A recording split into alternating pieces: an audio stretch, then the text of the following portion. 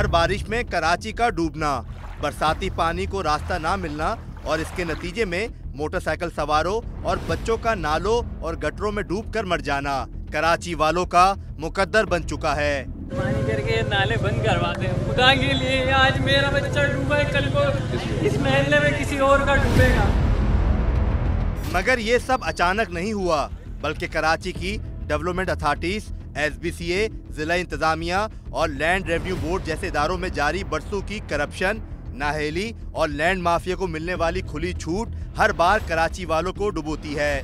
साबिक एडमिनिस्ट्रेटर कराची रऊफ अख्तर फारूकी समझते हैं कि पानी के रास्ते बंद होने की एक वजह शहर का कचरा लैंडफिल साइट तक पहुंचाने के बजाय नालों में गिराना है।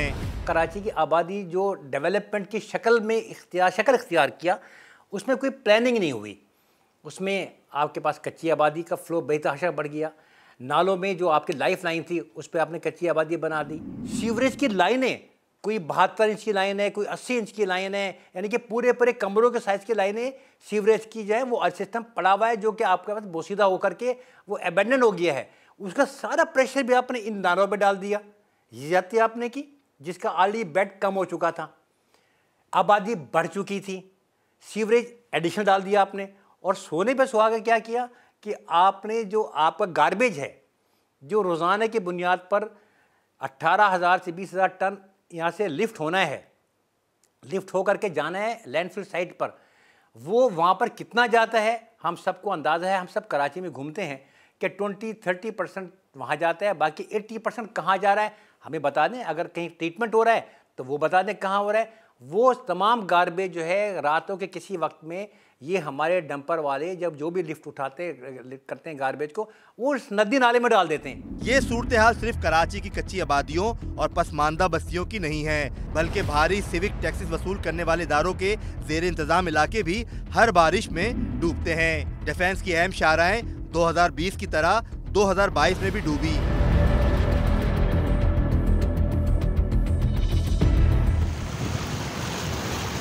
मंडे जुलाई 11 और ये हम 26 स्ट्रीट से गुजर रहे हैं और पानी भी घरों में दाखिल हुआ। आपका DHA का हालात आप देखें, उसका पोल खुल के आपके सामने आ गया। इन्होंने तमाम नाले की जो स्पेस थी उस पर इन्होंने अपनी प्लानिंग कर दी, नेचुरल नालों को इन्होंने बंद कर दिया। और मज़े की बात यह कि बाद में बनाए गए नाले वो भी सड़क के पीछे बनाए गए, और सड़क के पीछे बनाने के बाद वो भी चौक हो गए क्योंकि उनकी क्लीनिंग का कोई बंदोबस्त नहीं है। लिहाजा 2020 में आपने हालत DHA की देखी, फिर भी उन्होंने काम किया और नहीं कर सके। अब 2022 की आपने हालत देख ली। आगे जाके समंदर पे आपने आबादी को आगे तक आप मूव कर रहे हो बगैर किसी मास्टर प्लान के, बगैर किसी परमिशन के, बगैर किसी प्लानिंग के।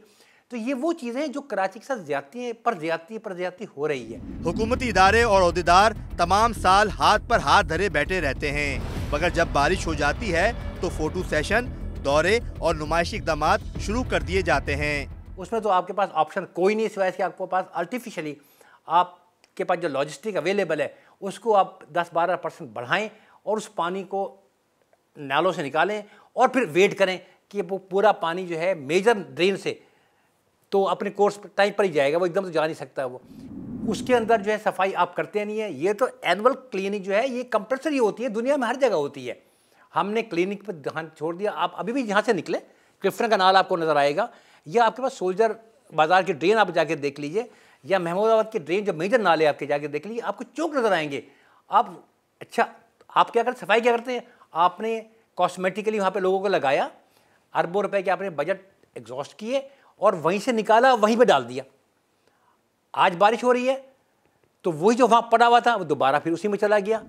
अर्बन प्लानिंग के माहिर और NLD यूनिवर्सिटी से वाबस्ता डॉक्टर नुमान ने कहा है कि गुज़श्ता चंद बरसों में तो हुकूमती सतह पर बुनियादी किस्म के इक़दाम भी नहीं किए गए हैं। जो हमारे पानी के कुदरती गुज़रगाहें हैं, जिसमें ड्रेन्स हैं, दरिया हैं, वहाँ पर इनको फेंक दिया जाता है, तो पानी का जो बहाव है वो इसके नतीजे में मुतासर होता है। अच्छा, कराची को कुदरत ने एक ऐसा मुनफरद मकाम अता किया है कि इसका जो ड्रेनेज पैटर्न है वो बहुत वाज़ेह है। ये शुमाल से लेके और जुनूब की तरफ है। जुनूब में हमारा समंदर है और शुमाल का जो इलाका है वो पहाड़ी इलाका है। अगर इस बुनियादी उसूल को सामने रखकर हमारी शहरी मनसूबाबंदी की जाए या उसके जो उसूल हैं उस पर अमल दरामद किया जाए तो शहर का जो ड्रेनेज है वो बहुत अच्छी तरह से काम कर सकता है। बदकिस्मती से जो पिछले चंद सालों के दौरान हमने देखा वो ऐसा हो नहीं पाया। डॉक्टर नुमान का कहना है कि कराची को काबिल राइश शहर बनाने के लिए हुकूमत को कम से कम 2 इक़दाम फौरी तौर पर करना होंगे। पहली चीज़ तो ये कि वो काम जो फौरी तौर पे करने के, मिसाल के तौर पे जो हमारे बरसाती पानी के निकास के जो रास्ते हैं उनको हंगामी बुनियादों पे साफ़ करने की और उसवार करने की ज़रूरत है। ये काम किसी हद तक हो भी रहा है, उसमें मज़ीद तेज़ रफ्तारी की ज़रूरत है। दूसरा काम जिसकी और ज़्यादा तफसील के साथ ज़रूरत है वो ये है कि हमें अपने तमाम पानी के जो ये कुदरती नाले और गुज़रगाहें हैं इनकी असर नौ मैपिंग करने की ज़रूरत है। कराची को बारिशों में बार बार डूबने से बचाने और उबलते गटरों के मसले के हल तो माहिरीन के पास मौजूद हैं, लेकिन हुकूमती इदारों के पास हर हल का एक मसला मौजूद है। साथी रिपोर्टर रेहान अहमद और कैमरा टीम के साथ मोहम्मद अली हफीज, समा, कराची।